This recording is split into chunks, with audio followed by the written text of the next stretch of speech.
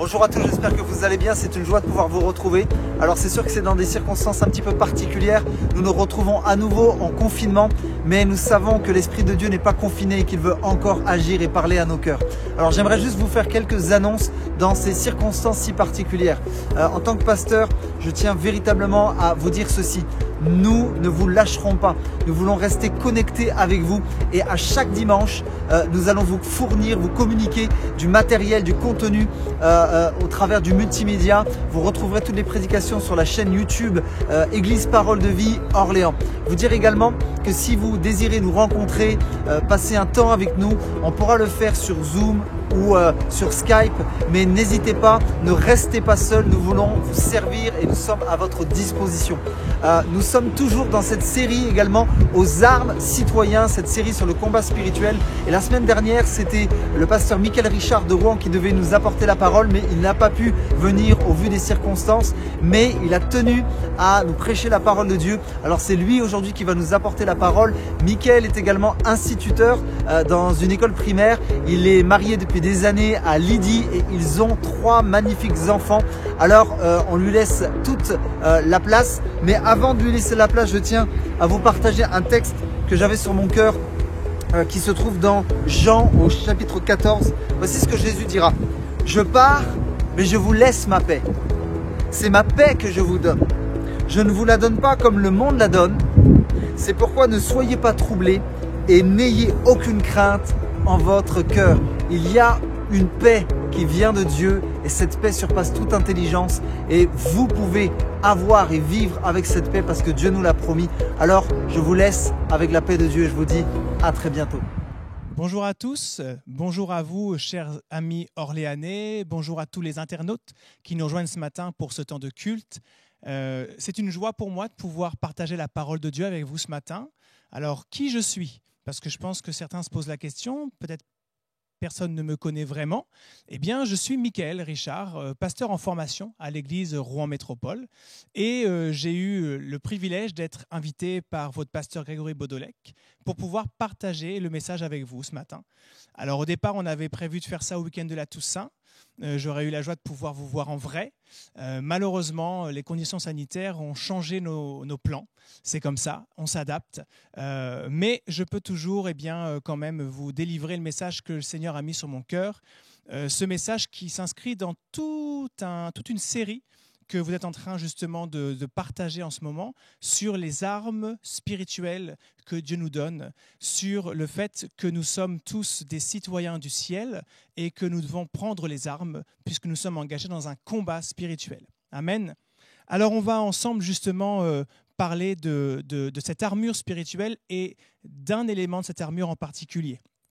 Alors vous le savez, on est tous reconfinés. Voilà, c'est un peu une situation un peu inattendue, ou en tout cas, même si elle était peut-être un peu attendue, elle nous semble un peu surnaturelle. On se dit, mais c'est surréaliste, c'est quand même hallucinant, toute cette année 2020, tout ce qui s'est passé.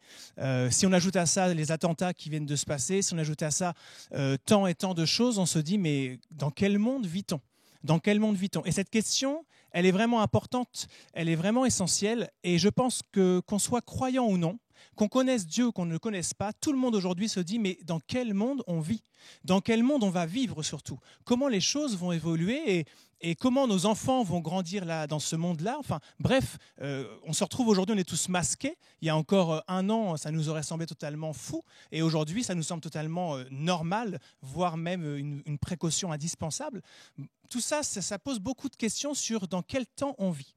Et pour nous qui croyons en Dieu, pour nous qui connaissons la parole de Dieu, on sait que ces temps-là sont ce qu'on appelle les temps de la fin.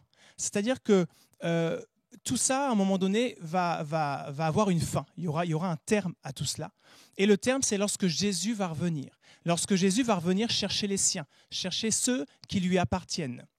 Mais en attendant, nous allons devoir continuer à vivre dans ce monde qui ne cesse a priori de se dégrader, qui ne cesse de dégringoler, qui ne cesse de se perdre finalement et de se retrouver avec de plus en plus de choses horribles au quotidien, vraiment ancrées par de la violence, de la haine, toutes ces choses-là.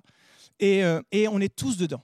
on est tous dans ce monde-là, on est tous en train de vivre dans ce monde et on doit tous se débattre aussi peut-être, on doit tous s'en sortir dans ce monde-là. Et qu'on soit croyant ou non, qu'on connaisse Jésus ou non, c'est quand même un vrai défi qu'aujourd'hui en 2020, pouvoir vivre sereinement dans un monde qui nous amène que de l'anxiété, de l'inquiétude, du stress, de la guerre, enfin bref, c'est assez compliqué, on est d'accord ? Alors finalement, moi, je vais ce matin vous apporter le message de la parole de Dieu qui est là pour nous encourager tous ensemble, pour nous apporter les armes nécessaires pour que dans ces temps si compliqués, on ne soit pas totalement perdu, qu'on ne soit pas sans repères, mais au contraire, qu'on ait vraiment des repères solides, ancrés dans la parole de Dieu. On y va ? On est d'accord ? Alors, si on reprend toutes les armes de l'armure spirituelle dont vous avez déjà parlé. Ça se trouve dans Éphésiens chapitre 6. Donc Éphésiens chapitre 6, lorsque Paul écrit cette lettre et s'adresse aux Éphésiens, au verset 10, il va dire « Fortifiez-vous dans le Seigneur et par sa force toute puissante ».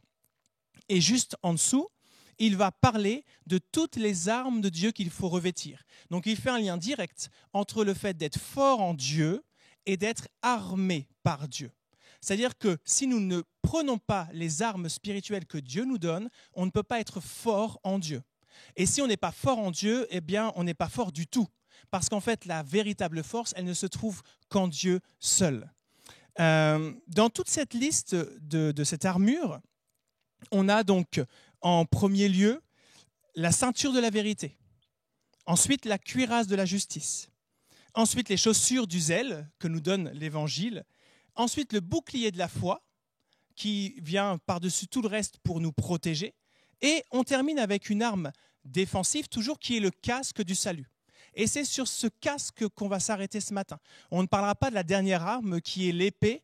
Et elle, c'est une arme qui est faite pour attaquer. Mais là, on est vraiment sur les armes qui nous défendent. Le casque du salut, c'est la dernière arme qui vient nous défendre, qui vient nous protéger et qui nous permet non seulement de résister, mais aussi de tenir ferme. Résister, ça veut dire quoi ? Ça veut dire être capable de supporter ce qui se passe, être capable de supporter les aléas du quotidien, être capable de supporter le contexte dans lequel on se trouve, mais aussi être capable de s'opposer à certaines choses, être capable de tenir une position en disant non, je ne suis pas d'accord ou non, je ne vais pas me laisser gagner par tout ce climat parfois très très anxiogène, je ne vais pas me laisser gagner par ça, je vais résister, je vais m'opposer. C'est donc quand même une position active, ce n'est pas une position passive où on regarde les choses et on les subit. Non, on est capable de les supporter, mais surtout de s'opposer aux choses qui voudraient prendre trop de place dans notre vie pour pouvoir être fort en Jésus. Amen. Et la deuxième chose, tenir ferme, on a vraiment l'idée d'être établi, d'être fondé en Jésus, fondé dans la parole de Dieu, et donc être fort finalement grâce à l'autorité que Jésus nous communique. Parce que Jésus nous communique une autorité spirituelle qui nous permet d'être droit dans nos baskets, de pouvoir tenir ferme et de pouvoir être surtout persévérant dans le combat que nous menons. Et oui, nous sommes dans une guerre spirituelle entre le bien et le mal. Il n'y a pas d'entre-deux. Soit on choisit le bien, soit on choisit le mal. Et notre défi à nous, c'est de pouvoir être armés par toutes les armes spirituelles que Dieu veut nous donner pour combattre pour le bien. Non pas avec nos forces, mais au nom de l'Éternel. Amen. Alors intéressons-nous un petit peu ce matin au casque du salut. Alors, le casque, on a différents casques. On a tout un tas de casques qui existent finalement. Le casque de moto, le casque de vélo, le casque de ski, bref, tout un tas de casques qui peuvent exister. Mais on est d'accord que Paul, à cette époque où il a écrit sa lettre, il parlait d'un casque bien précis, c'est le casque du soldat romain. D'accord ? Un casque donc militaire, puisqu'il parle évidemment d'une guerre et d'un combat. Toujours est-il, peu importe le casque, tous ont le même objectif, c'est de protéger la tête. Vous l'aurez compris, je pense que tout le monde est d'accord là-dessus. Le casque est vraiment l'objet qui nous permet de protéger notre tête. Pourquoi protéger la tête ? Parce que c'est d'abord un organe vital, c'est-à-dire qu'on a à l'intérieur de notre boîte crânienne un cerveau qui est l'organe le plus fragile de l'être humain. Si notre cerveau est atteint, eh bien, il peut venir paralyser notre corps entier. Il y a vraiment tout un tas de connexions neuronales, tout un tas de choses dans le cerveau qui sont extrêmement fragiles et qui doivent être vraiment protégées. Il y a différentes études qui montrent par exemple combien des gens qui prennent des coups à la tête, que ce soit des boxeurs, que ce soit des joueurs de football américains, que ce soit d'autres personnes qui ont malheureusement souvent des coups au niveau de leur boîte crânienne. Ça s'appelle à chaque fois des traumatismes crâniens. Et tous ces traumatismes crâniens en fait peuvent provoquer de lourdes séquelles et des séquelles qui sont permanentes. Il est très très difficile de pouvoir retrouver ce qu'on a perdu quand notre cerveau est touché. Donc on est bien d'accord qu'on est face vraiment à un besoin de se protéger de manière vitale. Porter le casque du salut, c'est vraiment se protéger de manière vitale. Seulement, comme tout objet qui est destiné à nous protéger ou en tout cas à éviter qu'on puisse avoir du mal, enfin se faire mal, eh bien le casque doit être d'une certaine qualité. Et pour tous ces objets-là, ils doivent passer par différents tests pour être vraiment avec la bonne forme, avec les bons matériaux, pas trop lourd, pas trop léger, pouvoir, on va dire, encaisser un maximum de choc sans que ça puisse avoir un impact sur notre corps à nous, etc., etc. Donc, on a vraiment un besoin de qualité. Et nous, le casque du salut, c'est celui qui a une certification divine. Le casque du salut, ce n'est pas un vulgaire casque de moto, ce n'est pas un vulgaire casque de vélo, ce n'est même pas le vulgaire casque militaire du soldat romain du 1er siècle lorsque Paul a écrit sa lettre. Non, non, non, non. C'est un casque de certification divine, un casque qui vient du ciel, un casque qui au niveau de sa qualité, et c'est une qualité optimale. On n'a pas mieux, c'est le must. Ok ? C'est le must.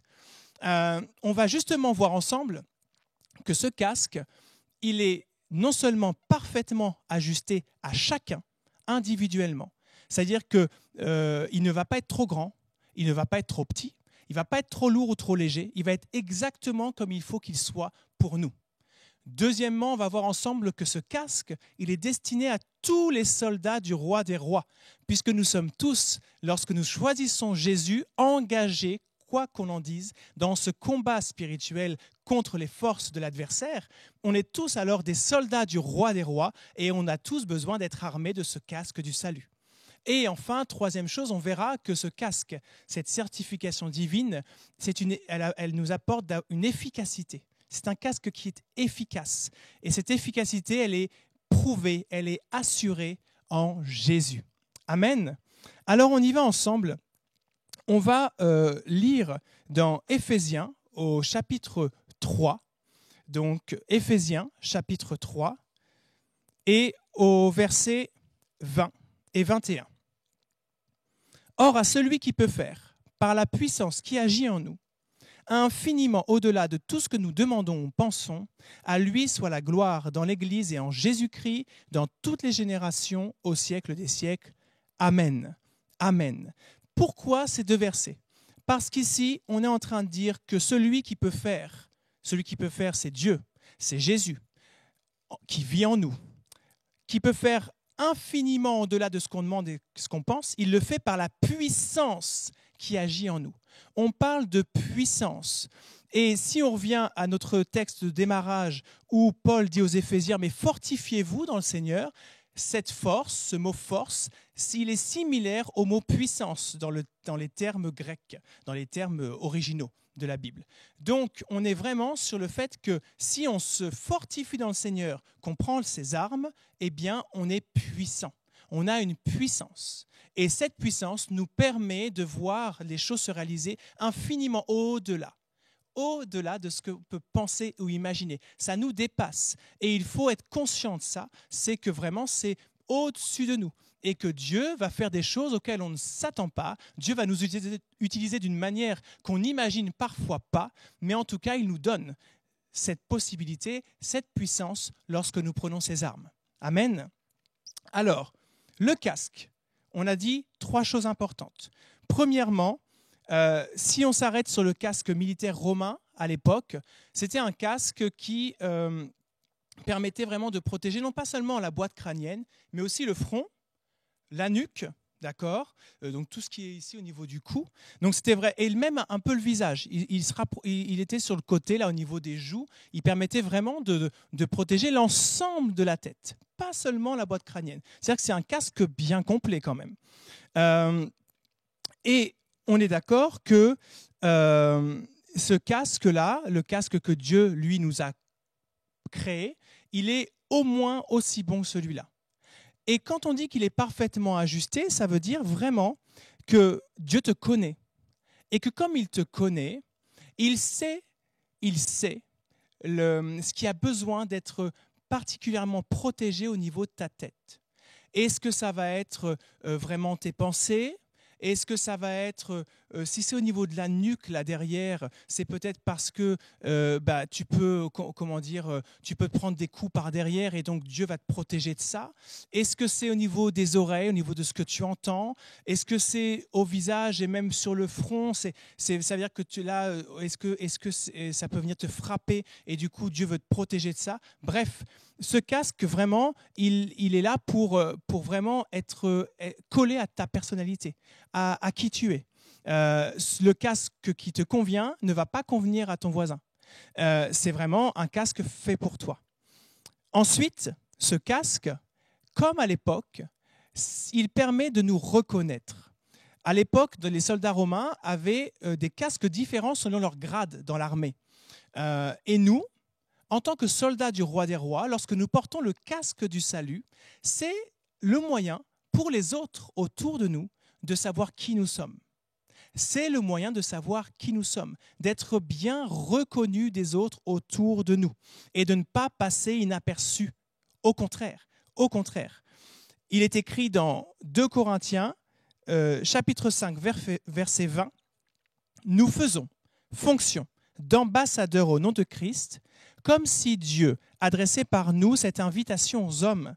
Au nom de Christ, nous vous en supplions, soyez réconciliés avec Dieu. » Donc, notre rôle, notre fonction, c'est d'être des ambassadeurs au nom de Christ. L'ambassadeur, c'est quelqu'un qui prend un statut presque politique, c'est un statut politique, un statut qui est reconnu. Et lorsque nous mettons le casque du salut, nous devenons ces ambassadeurs et nous l'assumons, nous en sommes fiers et c'est vraiment un moyen de nous reconnaître au milieu du reste. Amen.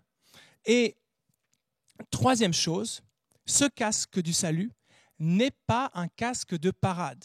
Oui, il y a d'autres casques qui existent, des casques qui servent à décorer, à faire beau, à être juste joli, mais en fait, ils n'ont aucune efficacité, ils ne protègent de rien du tout, et finalement, ces casques-là viennent mettre en avant plutôt la personne qui la porte que la personne qui a fait le casque.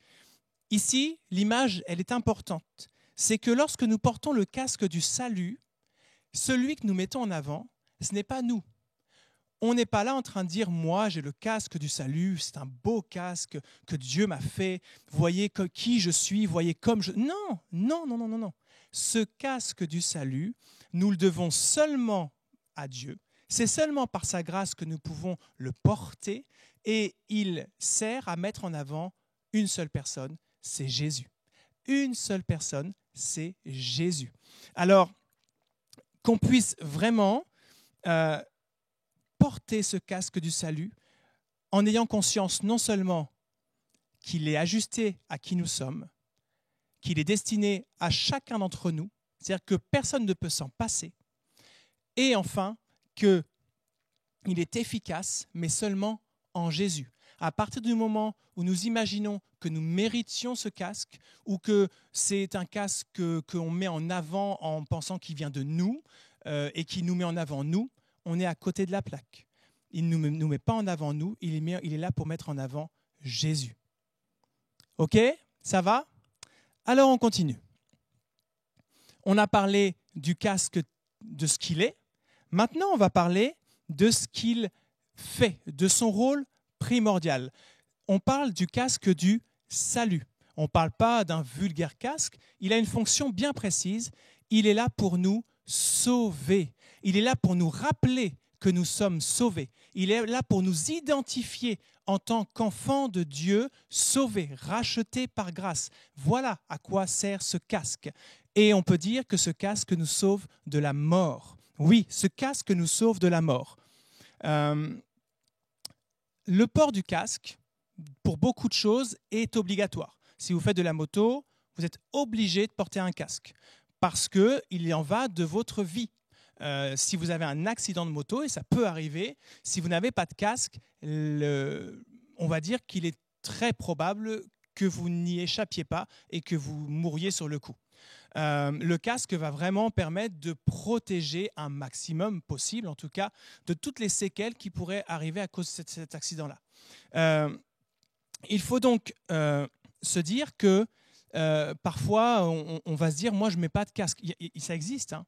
Ça existe. Il y en a sur un scooter, ils ne vont pas mettre de casque. Même en vélo, ils ne vont pas mettre de casque. Ils disent, oh, c'est bon, je sais faire. Sur le scooter, oui, non, mais c'est pas grave, je vais juste là. Puis en plus, ça fait tellement stylé de pouvoir faire mon scooter sans le casque, enfin, etc., etc. Parfois, on imagine que c'est pour ceux qui sont peut-être faibles ou ceux qui vont avoir peur. Donc, comme ils ont peur, ils mettent un casque parce que non, mais non. Au contraire, celui qui va mettre le casque, c'est celui qui va être prudent et qui va être sage. Et c'est ce à quoi la parole de Dieu nous invite. Être prudent et être sage. Et surtout, ne pas oublier que les accidents, ça n'arrive pas qu'aux autres. Autant les accidents dans la vie réelle, de moto, de vélo, de scooter, n'arrivent pas qu'aux autres, autant les accidents dans notre vie spirituelle n'arrivent pas qu'aux autres. On est tous logés à la même enseigne. Et l'adversaire, il est bien là en train de scruter. Il est bien là en train de rôder. Il cherche la moindre faille dans notre armure. Il cherche la moindre personne isolée qui ne soit pas protégée, qui ne soit pas armée pour venir lui sauter dessus, pour venir la ravir, pour venir vraiment la déstabiliser et l'enlever à Jésus, tout simplement. Et c'est ce qu'il cherche avec chacun de nous. Et ça, ce n'est pas que pour les autres. Attention, la Bible nous dit bien que celui qui est debout, qui croit être debout, ne prenne garde de tomber. Ça n'arrive pas qu'aux autres. Alors, en effet, ce casque du salut, il nous faut absolument le prendre, le mettre et le garder. Parce que c'est lui seul qui nous sauve de la mort à coup sûr. À coup sûr. Le salut en Jésus est le seul qui peut nous sauver de la mort éternelle. Le salut en Jésus, c'est vraiment la clé de voûte de l'évangile, de la parole de Dieu. C'est la bonne nouvelle, c'est tout ce qui est annoncé dans la parole de Dieu. Et si Jésus est mort à la croix, s'il est ressuscité, c'est pour nous sauver tous, les uns et les autres. Si toi qui écoutes là, tu te dis « mais moi je ne connais pas Jésus », eh bien sache que Jésus est mort à la croix pour toi, Jésus t'aime et Jésus veut te sauver de ta vie, de ce que tu peux vivre actuellement, de ce qui peut-être prendre la place dans ton cœur, dans ton âme et dans tes pensées. Il veut mettre sur ta vie ce casque du salut. Il veut te l'offrir pour que tu puisses le porter et être ainsi pleinement sauvé de la mort. Amen. Paul dira dans Romains 1, chapitre 1, verset 16, « Je n'ai pas honte de l'évangile. C'est la puissance de Dieu pour le salut de quiconque croit. » Ce casque du salut, dès que nous croyons en Jésus, dès qu'on met en action notre foi, on peut le porter. Il est là. C'est à nous de le mettre. Et j'insiste sur ce point, c'est bien à nous de le mettre. Dans l'Épître aux Éphésiens, au chapitre 6, Paul va dire aux Éphésiens, prenez les armes. Il ne va pas dire, je vous les mets à votre place. Il va dire, prenez les armes. Donc en effet, c'est Jésus qui nous donne les armes, c'est de lui qu'on les reçoit, mais c'est à nous de les mettre. C'est notre responsabilité.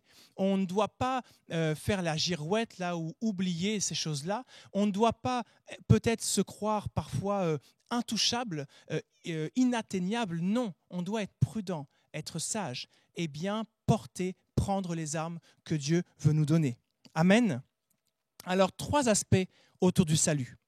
Ce casque du salut est le salut qui nous sauve de la mort. Le salut, il est offert par grâce à tous ceux qui acceptent de suivre Jésus. Tous ceux qui reconnaissent leur état de pécheur, ils reçoivent le pardon et la délivrance de leurs péchés, et donc une vie nouvelle en Jésus-Christ. Deuxième aspect, le salut, c'est ensuite un processus. Oui, un jour on accepte Jésus, on met le casque du salut, on met le casque qu'il nous donne, mais après il faut le garder.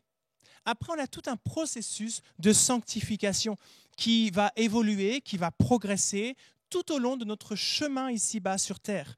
Et ici, ce processus, son objectif, c'est qu'on puisse être toujours plus dépouillé de nous-mêmes pour ressembler de mieux en mieux à Jésus. Amen. De plus en plus dépouillé du vieil homme pour revêtir tout l'homme nouveau, l'être nouveau que Jésus veut faire avec chacun d'entre nous, à son image. Et c'est ce que nous dit la deuxième épître de Corinthiens, chapitre 3, verset 18. Ici, le but, c'est d'être sans cesse transformé de gloire en la même image, par son esprit. Et enfin, le salut, troisième aspect, il trouvera son accomplissement lors du retour de Jésus. Oui, c'est-à-dire qu'à un moment donné, lorsque Jésus va revenir, et on en parlait tout à l'heure, on est dans les temps de la fin, Jésus est à la porte, il frappe à la porte de nos cœurs. Et à nous d'ouvrir la porte et de laisser entrer et de se préparer au moment où il va revenir nous chercher et où nous le verrons face à face. Et à ce moment-là, ce sera totalement parfait. Nous le connaîtrons parfaitement. Il nous connaît, nous, parfaitement. Et tout mystère nous sera révélé. Il n'y aura plus aucun voile. Tout sera clair et net. Mais jusque-là, il faut tenir. Et jusque-là, lorsque Jésus va revenir, il va justement regarder à droite, à gauche, il va justement nous reconnaître si nous portons le casque du salut, si nous l'avons toujours bien sur nos têtes. Et il n'est donc pas question de l'avoir oublié dans un coin en se disant « j'en ai plus besoin, c'est bon, c'est plus pour moi ». Non, c'est pour toi, c'est pour chacun d'entre nous. Si toi aussi, peut-être qu'à un moment donné, dans ta marche avec Dieu, tu t'es dit « bon, la vie, moi, elle ne m'a pas fait de cadeau ». Parce que la vie ne nous fait pas toujours de cadeaux. Et comme elle ne m'a pas fait de cadeaux, franchement, je me demande bien ce que Dieu a vraiment fait pour moi. Ce casque-là, je le mets de côté. Je le mets de côté et je le dépose, quoi. Et bien, sache que Jésus est toujours prêt à te confectionner un casque tout neuf, parfaitement ajusté, avec une très efficace, parfait, quoi, pour toi. Et il est prêt à te le donner, tu n'as plus qu'à le prendre et à le remettre. Tu peux remettre ton casque. Celui que tu as mis de côté, tu peux le remettre. Et il va même l'améliorer en fonction de ta vie, en fonction de ton parcours, il va l'améliorer. Parce que le casque du salut est voué à être perfectionné. Tout au long de notre marche avec Jésus, ce casque va être toujours mieux ajusté selon les circonstances de nos vies, selon les obstacles qui se dressent devant nous. Il va être de mieux en mieux ajusté. Alors, vraiment, ici, c'est donc essentiel de porter le casque du salut pour être pleinement sauvé de la mort éternelle et avoir l'assurance de cette vie éternelle en Jésus-Christ. Alléluia. Lorsque nous portons ce casque du salut, on reconnaît la puissance de vie. La puissance de vie qu'il y a dans le salut de Jésus-Christ, qu'il y a dans la personne de Jésus. Et cette puissance de vie, il nous la communique pour ensuite la communiquer autour de nous. Cette puissance de vie, elle délivre. Alléluia, elle guérit, elle pardonne, elle justifie, elle fortifie. Elle nous donne de marcher de victoire en victoire sur toutes les batailles que nous avons à mener, que nous avons déjà menées et que nous aurons encore à mener contre l'adversaire de nos âmes. Parce que lui, tout ce qu'il cherche, c'est à nous ravir de sa main. Alors, vraiment, soyons vigilants et portons le casque du salut. Amen. Troisième aspect. Cette citation nous dit que les pensées mènent aux émotions, les émotions aux actions et les actions aux résultats. L'homme qui a écrit cette phrase s'appelle T. Harv Eker. C'est un milliardaire américain. Et ce milliardaire américain, il a réussi à faire fortune en 2 ans seulement. En 2 ans, il a fait fortune, il est devenu milliardaire juste parce qu'il a priori, mis en action ses pensées et il a donc bouleversé sa vie. Bon, on est là sur un principe, on va dire, de business et voilà, ok. N'empêche que la citation est intéressante. Les pensées mènent aux émotions. Ça, c'est vrai. C'est-à-dire que nos émotions, d'accord, nos émotions, la colère, la joie, la peur, l'assurance, la détermination, tout ça est créé par nos pensées. Selon ce à quoi on pense, selon la manière dont on pense, selon sur quoi nous concentrons nos pensées, nous allons créer en nous, dans notre être intérieur, des sentiments, des émotions différentes. Et ces émotions, ensuite, vont nous pousser à faire des actions. Et évidemment, si on est poussé par la colère ou par la peur, l'action qui va se passer ici ne sera pas la même que si on est poussé par la joie, par l'assurance, par la fierté, bref, par tout un tas d'autres émotions qui pourraient être plus positives. On a donc là vraiment on va dire, une opposition entre tout ce qui va pouvoir être comme action positive dans nos vies ou négative, qui viennent finalement d'émotions positives ou négatives, qui viennent au départ de pensées positives ou négatives. Alors, évidemment, l'image du casque du salut, le casque qui est sur nos têtes ici, eh bien, ce casque va vraiment venir nous protéger nos pensées. Le casque va venir protéger nos pensées. Il est une chose qui est certaine, c'est qu'on ne peut pas arrêter de penser. Descartes, grand philosophe, a dit « je pense, donc je suis ». C'est vrai. C'est le fait que nous soyons des êtres de pensée qui fait que nous sommes ce que nous sommes et qui nous met en action tous les jours. D'accord ? Personne ne peut arrêter de penser. Par contre, il est de notre responsabilité de pouvoir maîtriser nos pensées, de pouvoir orienter nos pensées, de pouvoir les nourrir de la bonne manière pour qu'elles puissent mener à de bonnes émotions qui mènent à de bonnes actions. Et ainsi, cela mènera à des actions qui porteront la vie ou qui porteront la mort. Là encore, qui porteront le bien ou le mal. Il n'y a pas d'entre-deux. Il n'y a pas d'entre-deux. Alors bien sûr, on pourrait se dire, bah oui, en fait, on est en train de parler de pensée positive, de positivisme. Soyons juste positifs, notre vie sera positive, etc. Et si on est négatif, notre vie sera négative. Eh bien non, c'est vraiment bien plus profond que ça. Et la parole de Dieu nous le dit très clairement. Matthieu 15, verset 19. C'est du cœur que viennent les mauvaises pensées, les meurtres, les adultères, les débauches, les vols, les faux témoignages, les calomnies. Du cœur de l'homme. Psaume 64, verset 7. La pensée intime, profonde, le cœur de chacun est un abîme. Un abîme. Vous imaginez la profondeur de chaque être intérieur pour chacun d'entre nous. Jérémie 17, verset 9. Le cœur de l'homme est tortueux. Il prend des chemins détournés. Il ne va jamais à l'essentiel tout droit si facilement. Il est tortueux. Et il est méchant par-dessus tout. Alors oui, c'est vraiment bien plus profond que ça. Et on va dire que de manière un peu naturelle, notre fond naturel est plutôt un fond qui va nous amener vers ce qui va être mauvais pour nous. Et finalement, qui va constituer en notre être intérieur comme un mauvais trésor duquel va sortir de mauvaises choses.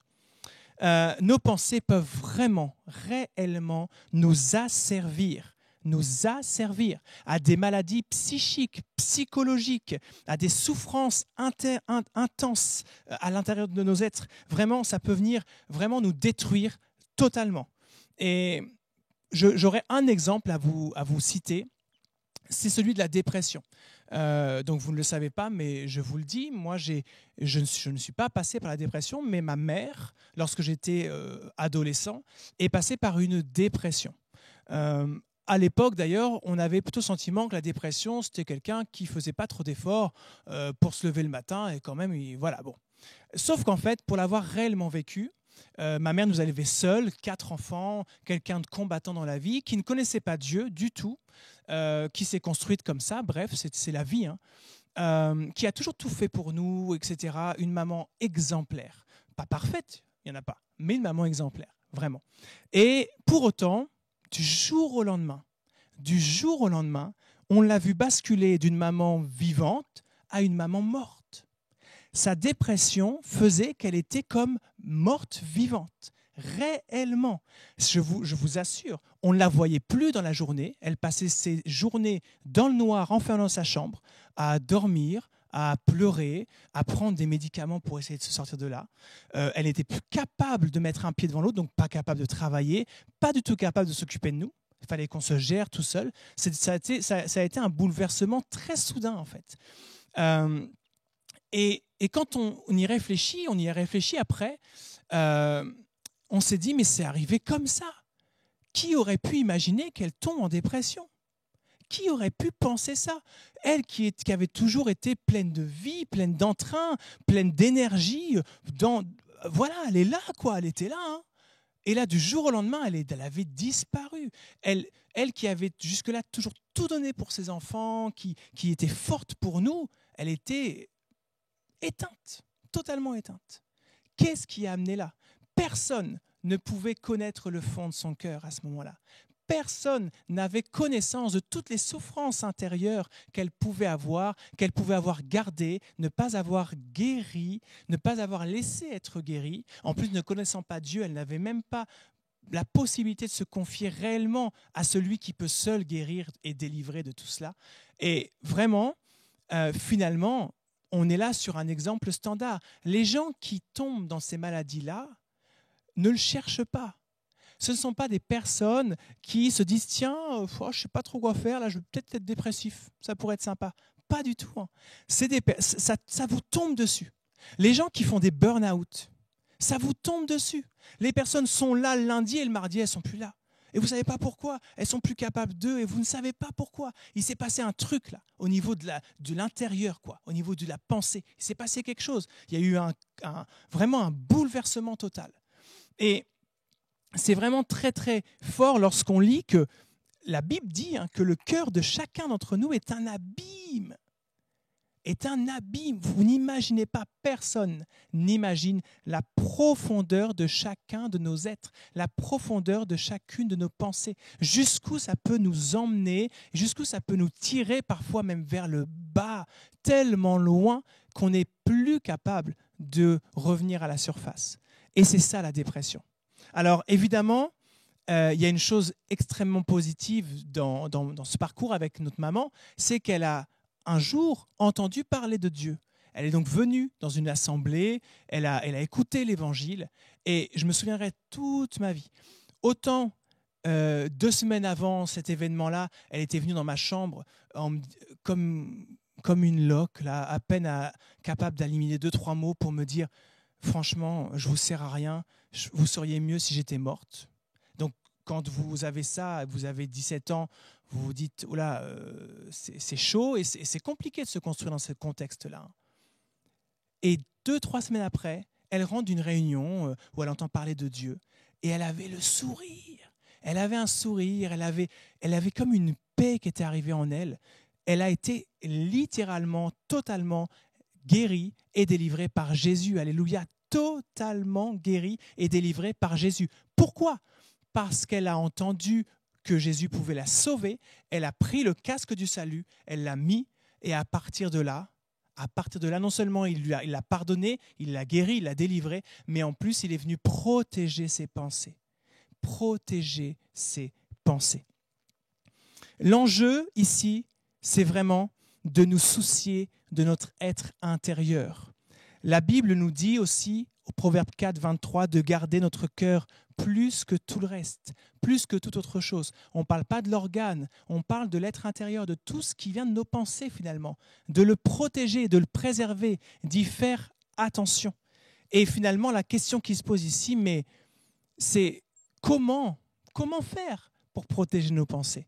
Oui, porter le casque du salut, ok, d'accord, mais concrètement, ça veut dire quoi ? Concrètement, ça veut dire de quoi tu te nourris. Est-ce que ce qui te nourrit chaque jour, c'est ton salut en Jésus que tu veux parfaire, que tu veux approfondir, que tu veux assumer, que tu veux vraiment proclamer autour de toi, que tu veux voir briller dans ta vie? Est-ce que c'est ça qui te nourrit? Est-ce que c'est la parole de Dieu qui est la source de ton salut? Est-ce que c'est ça qui te nourrit et c'est ça qui vient nourrir tes pensées? Ou au contraire, est-ce que c'est d'autres choses autour de toi? Est-ce que c'est les circonstances actuelles qui sont alarmantes, c'est vrai, mais est-ce que c'est ça qui vient prendre toute la place dans tes pensées? Est-ce que c'est tes occupations autour de toi, même le travail, le loisir, bref, qu'est-ce qui occupe vraiment toutes tes pensées et qu'est-ce qui vient après te nourrir à l'intérieur, ton être intérieur? Matthieu chapitre 6, c'est Jésus qui parle. Et il dit, « Les yeux sont comme une lampe pour le corps. Si donc tes yeux sont en bon état, ton corps entier jouira de la lumière. Mais si tes yeux sont malades, tout ton corps sera plongé dans l'obscurité. Si donc la lumière qui est en toi est obscurcie, dans quelles ténèbres profondes te trouveras-tu » Lorsque nous choisissons Jésus, il vient mettre en nous sa lumière par son salut. Alléluia. Mais attention, parce que on peut nourrir nos êtres intérieurs de tant de choses qui vont venir mettre du voile, venir noircir, salir, abîmer, obscurcir cette lumière et faire qu'à un moment donné, on ne soit plus dans la lumière, mais dans des ténèbres profondes, tout en marchant avec Jésus, parce que nous n'avons pas pris soin de bien porter ce casque du salut et de protéger nos pensées et nos êtres intérieurs. Alors attention à ce que nous laissons entrer dans nos corps par nos yeux qui sont la lampe du corps, la lampe de notre être intérieur. Attention à toutes ces choses qui peuvent venir gangréner notre vie, vraiment, qui peuvent venir gangréner notre vie et nous amener à être finalement inefficaces, voire même totalement perdus dans ce combat qu'on est forcé de mener contre l'adversaire. Alors porter le casque du salut vient vraiment nous protéger. Et il nous faut le mettre pour nous protéger. Parce que finalement, son action va être de rendre nos pensées captives à l'obéissance de Christ. Amen. Rendre nos pensées captives à l'obéissance de Christ. Ce casque qui va venir renverser nos raisonnements, nos faux raisonnements, les forteresses, nos a priori, toutes ces choses, tous les petits obstacles qu'on peut avoir dans nos pensées, et il va venir renverser cela et nous donner un accès direct à Jésus. Et cet accès direct à Jésus va faire en sorte qu'il n'y ait plus dans nos esprits de blocage et d'obstacles à la toute-puissance que Dieu veut faire valoir dans chacune de nos vies. Parce que cette toute-puissance, elle est sans limite et elle veut s'épanouir dans chacune de nos vies. Amen. Alors finalement, on pourrait faire cette prière comme David, psaume 139, versets 23 et 24, et dire « Sonde-moi, ô Dieu, connais mon cœur, éprouve-moi, viens me tester, Seigneur, et connais mes pensées. Connais mes pensées. » Et si jamais vous savez, vous avez conscience que vos pensées, vous ne les gérez plus tellement, que vous commencez à ne plus trop les maîtriser, c'est le bon moment pour vraiment vous approcher de Dieu, venir à lui et lui dire « Seigneur, j'ai besoin du casque du salut. Seigneur, donne-le-moi, je veux le remettre, je veux le garder, je veux le fortifier, je veux le rendre plus solide pour ne pas me laisser aller à de mauvaises pensées, à des pensées ténébreuses, des pensées qui vont venir me détruire, qui vont venir vraiment me faire du mal et qui vont venir obscurcir toute la lumière que tu veux mettre dans ma vie. » Amen. En conclusion, première épître aux Thessaloniciens, chapitre 5, les versets 8 et 9. C'est écrit, c'est Paul qui parle. et qui dit « Nous qui sommes enfants du jour, donc enfants de la lumière, dont on vient de parler, faisons preuve de modération. Soyons tempérés. Faisons attention en fait. Revêtons-nous de la cuirasse de la foi, on reparle de certaines armes, et de l'amour, et mettons le casque de l'espérance du salut. Car Dieu ne nous a pas destinés à connaître sa colère, non, mais à posséder le salut par notre Seigneur Jésus-Christ. Il est mort pour nous, afin que, vivants ou morts, nous entrions ensemble avec lui dans la vie. Et quand on parle de la vie, on parle de la vie éternelle en Jésus-Christ. Alors, n'oubliez pas, ce casque du salut a la certification divine qui est efficace à 100% et qui peut vraiment vous protéger, vous sauver de la mort et protéger vos pensées. Où est-il? Est-ce qu'il est bien sur vos têtes? Est-ce que vous l'avez bien mis?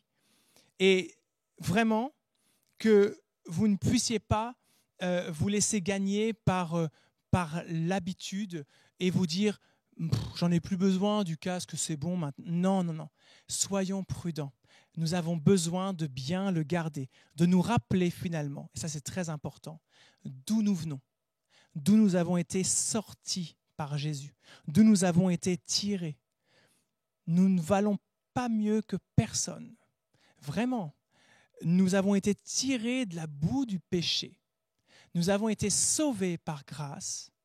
Et ça, c'est ce qui doit vraiment nourrir nos vies jour après jour pour être capable d'être dans une humilité et une reconnaissance envers celui qui peut tout et qui peut tout faire au travers de nos vies. Non pas parce qu'on le mérite, non pas parce qu'on est capable, mais parce qu'il le veut, parce qu'il nous aime et c'est lui qui nous rend capables. Alors, vraiment, qu'on puisse se rendre compte, et c'est ce que dit le chapitre 13 de Romains, versets 12, 14, la nuit est avancée. Entre guillemets, ça veut dire on arrive vers la fin des temps là. C'est compliqué en ce moment. La nuit est avancée. Le jour approche, le jour du retour de Jésus, le jour glorieux du retour de Jésus. Dépouillons-nous donc des œuvres des ténèbres et revêtons les armes de lumière. Et un peu plus loin, c'est dit en fait, revêtez-vous du Seigneur Jésus-Christ. Finalement, on revient à la base. Quand on parle du casque du salut, du bouclier de la foi, de toutes les armes spirituelles ici pour vraiment être armé dans ce combat spirituel au nom de l'Éternel, ça veut dire quoi? Ça veut dire revêtez-vous du Seigneur Jésus-Christ.